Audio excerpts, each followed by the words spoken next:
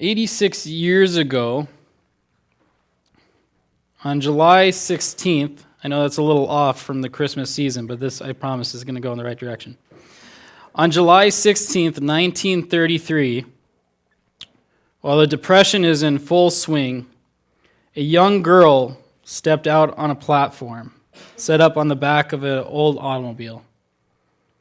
She stepped out into the night air of the Appalachians to sing just a few lines at one last revival meeting before the town would force her evangelist father and her family out of the town. And the line she sung went, "I wonder as I wander out under the sky how Jesus the Savior did come for to die for poor ordinary people like you and like I." And it was this line that captured a man's heart, John Jacob Nile, who was out recording what was going on with the Depression with his friend at this time. And it captured his heart. And as he wrote down the few lines that he heard, eventually he would put together a song that would become part of the sound of Christmas, a sound that echoed what happened so many generations before, the sound of love, God's love for us as he sent his only Son down for us. Would you join me now in opening your Bibles to Matthew chapter 1, verse 18 through 25, and please stand for the reading of God's word as we look at this moment of as love entered this world.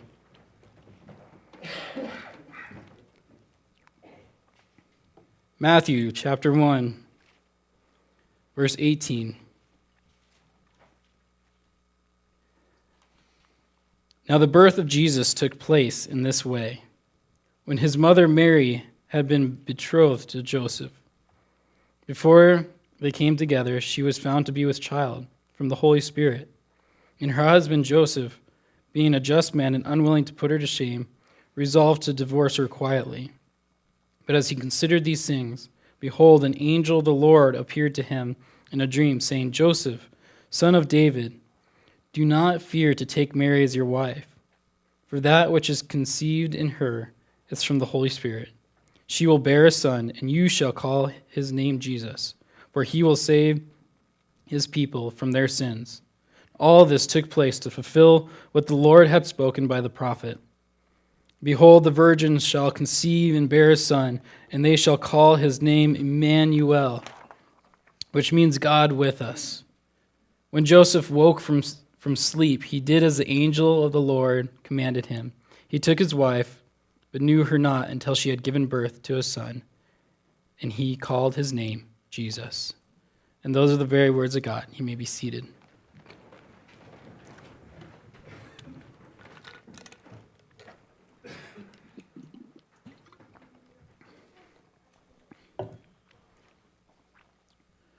When one stops and really looks at what God has all done, not for himself, but for us, should it not cause us to wander as we wander through this earth in our lives, just as the song goes? Should we not wonder why? Why would God go through so much for us humans that we were the ones who broke the relationship with him, the ones who sinned, and the ones who have continued to sin? Why would God, as Psalms 18:30 states, as God, his way is perfect. The Lord's way is flawless. He shields all who take refuge in him. And as 1 John 1:5 says, "This is the message we have heard from him and proclaimed to you, that God is light, and in him is no darkness at all." And as we also know from the book of Genesis, he created everything, including us. So just from those few things alone, God is all-powerful. He is perfect. He is all-knowing and so forth. So why? Why would he put into motion this grand plan of redemption? Plan for us that he very well knew would involve sending his only son down to us, into our mess, into our darkness. And he would also take the time and patience to perfectly craft this plan of redemption so it would lay out just perfectly, despite what we may do to it. I mean, if we just this morning just look at the Cliff Note version of all of this so that we can get a good perspective. Just look at this real quick with me. We're going to run through a lot of scripture this morning. We start in Genesis chapter 3. We see that man and woman sin against God. Yet we see right after that it's God that comes to them and makes this promise to them that a day will come when one will come from the offspring of woman and will crush the head of the serpent. As he says in verse 15, I will put an enemy between you and the woman, and between your offspring and hers. He will crush your head, and you will strike his heel. One would come that would crush the serpent. And the very fact of what the serpent stands for. Then generations later, God would then build on this promise through a man named Abraham, and who would come through him and his family. And we get this picture as we see Abraham and his life go along. We get this picture of what would truly come as God calls him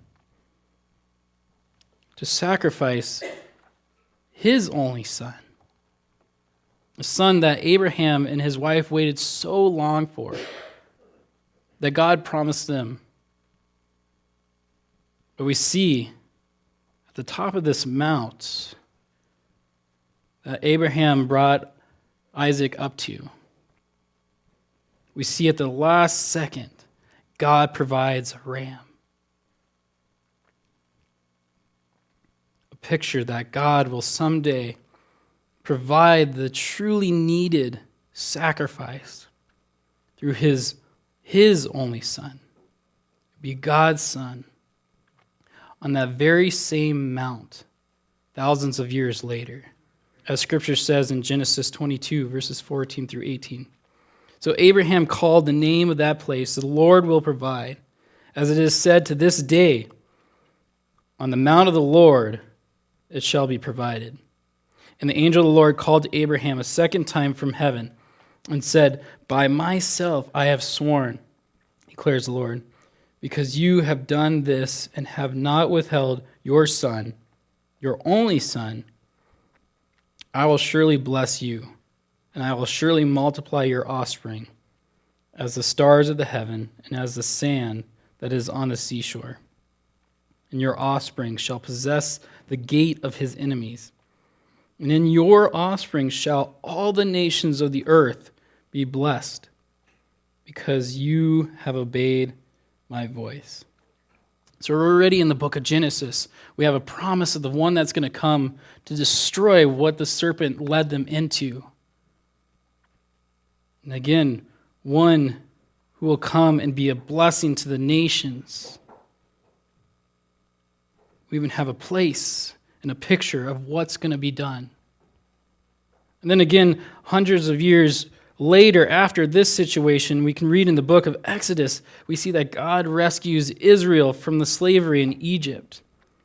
And again, promises to make them his own treasured possession, a holy set-apart nation, that he will personally dwell in their midst and bring them into the promised land. Again, a foreshadow of what is going to happen. And he will be their God, and they, Israel, will be his people. Moreover, they will be a kingdom of priests that mediate his goodness and glory to all the nations. Truly, this is an epic role in the grand plan of the redemptive narrative that we see that Israel doesn't fully understand what part they play. But again, generations later, God again builds on his promise. And after a time of sin and temptation, and then redemption, and then sin, and a cycle that would go on through the book of Judges and so forth, then the time of the kings would come. And again, God established David as king over Israel and promises to make his name great. He'll give David a royal kingdom in which the promises made to Abraham and to Israel will be fulfilled through his lineage. So again, we keep focusing down and down. And God will raise up a Davidic descendant who will build a house for the Lord, and his throne and kingdom will last forever. And God's steadfast love will never depart from him, as we see in 2 Samuel chapter 7, which says, "When your days are fulfilled and you lie down with your fathers, I'll raise up your offspring after you. You shall come from your body, who shall come up from your body, and I will establish his kingdom. He shall build a house for my name, and I will establish the throne of his kingdom forever. I will be to him a father, and he shall be to me a son. When he commits iniquity, I will discipline him with the rod of men, with the stripes of the Son of Men. But my steadfast love will not depart from him, as I took it from Saul, whom I put away from before you. And your house and your kingdom shall be made sure forever before me. Your throne shall be established forever." And then the time of the prophets came, a time where the kings and the men were constantly turning from God to false idols, were still falling into their own desires. And we see that God declares a new covenant to come. As he says in Jeremiah 31, "Behold, the days are coming, declares the Lord, when I will make a new covenant with the house of Israel and the house of Judah, not like the covenant that I made with their fathers on the day when I took them by the hand to bring them out of the land of Egypt. My covenant they broke, though I was their husband, declares the Lord. For this is the covenant that I will make with the house of Israel after those days, declares the Lord. I will put my law within them, and I will write it on their hearts, and I will bear their God. I will be their God, and they shall be my people. And no longer shall each one teach his neighbor and each his brother, saying, Know the Lord, for they shall all know me, from the least of them to the greatest, declares the Lord. For I will forgive their iniquity, and I will remember their sin no more." And just out of this Cliff Note version, do you see now how the promises and what God does through the covenants that he made, the promises, how they progressively build upon one another, forming this backbone of sorts through the redemptive storyline, all the way from the beginning and throughout. God promised a way for Adam and Eve. He initiated redemption through Abraham. He formed a special people through Israel. He promised a shepherd king through David, and then fulfilled all of his covenantal promises, everything that he has been meticulously working on for thousands of years. All of them laid out together, built upon one another. All of them culminated through Jesus. with each covenant, God's promises and plans to save the world through the seed of the woman became clearer and clearer as you step through Scripture. Until we finally see on that day, as Galatians chapter 4 points out, but when the fullness of time had come, God sent forth his Son, born of woman, born under the law, to redeem those who were under the law, so that we might receive adoptions as sons. It was through Mary, a virgin girl, that gave birth in Bethlehem to the long-awaited promise, the Redeemer from the line of David, the true shepherd king, Jesus, who fulfilled every promise and every prophecy from the very beginning. All meticulously and perfectly put together, even at the right timing, despite human error and sin.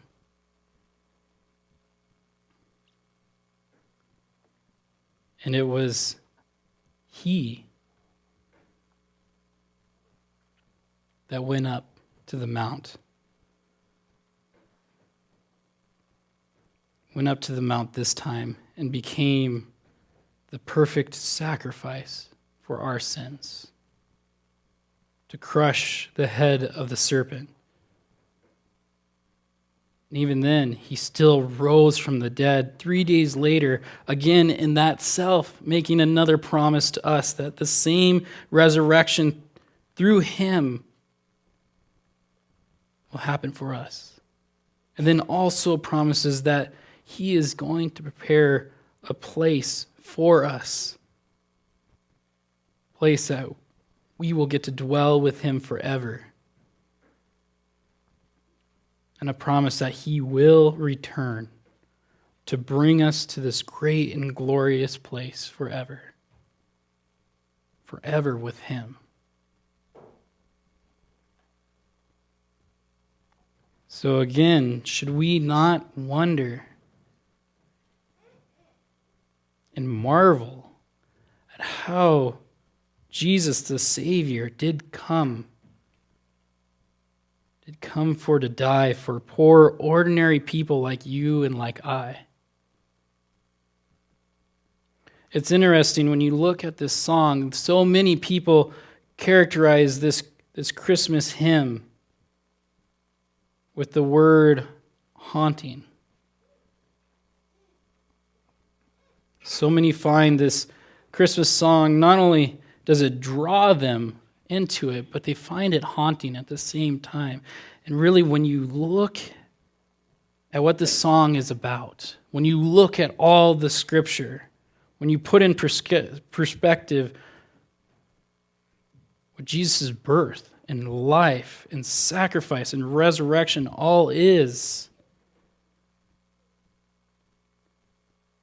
you see that it is simply God's amazing and overwhelming love. As John 3:16 says, "For God so loved the world that he gave his only Son, that whoever believes in him should not perish but have eternal life." In Romans 5:8, "But God shows his love for us, in that while we were still sinners, Christ died for us." Again, we just looked at a fraction of the grand redemptive narrative of what God did for us. Yet God acted out centuries of promise and worked so diligently, despite who we are and what we have done. And he did it all because he loves us so much that from the very moment at the beginning with Adam and Eve, when they broke the relationship with him, he did not want that to be permanent. He did not want us to be separated from him forever. And so he did all that he did. And he's even still at work at it in our lives. Scripture says the stars may be the work of his fingers, but in salvation, God bears his mighty arms. It's so easy for us today sometimes to forget what he's doing, what he's done. To push it to the back of our minds. Just how much God really did for us. Just how much he really loves us. Maybe sometimes we don't want to believe how much he loves us because of what we've done or how we see ourselves. Maybe it's because of our place in history that we're so far from it that maybe we only think about it a couple times a year. Or maybe because we are so privileged to have his word so available. It's everywhere. It's the best-selling book in the world. In fact, they take it off of the New York Times best-selling list because it always is number one.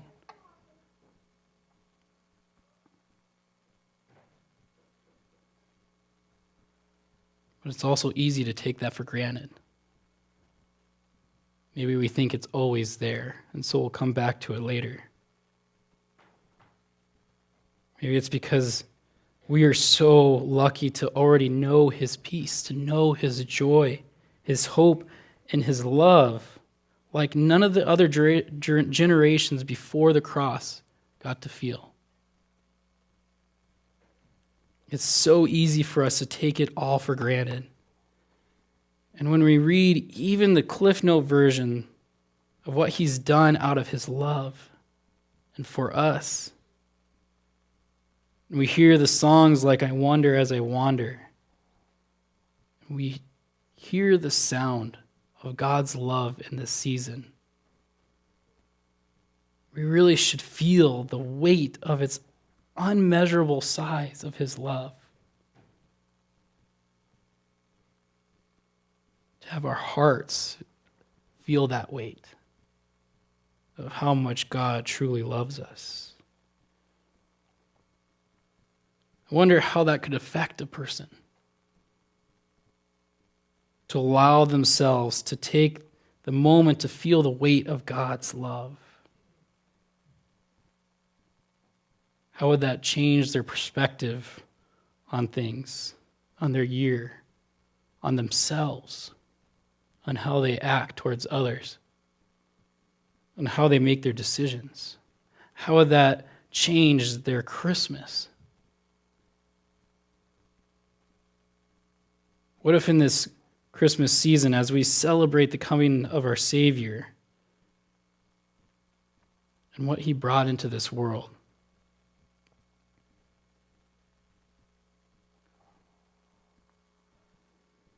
and what it took for him to come into the world at such a perfect time, everything that was put into place.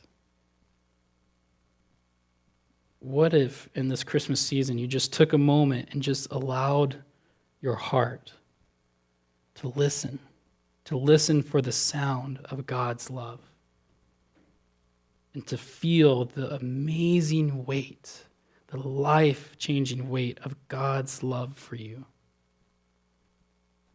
Let's pray.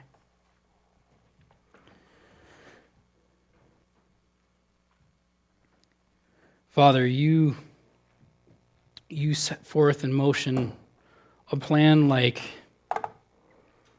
we can't even imagine, and that we may never fully understand or see all that you've done.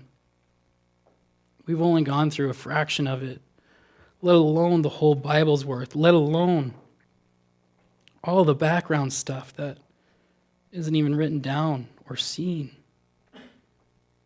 Oh, how you too love us. Yet I pray that we would not become complacent in that, but that we would celebrate it always. That we would wonder as we wander through our lives on our journey of life. We would wonder in awe of your love.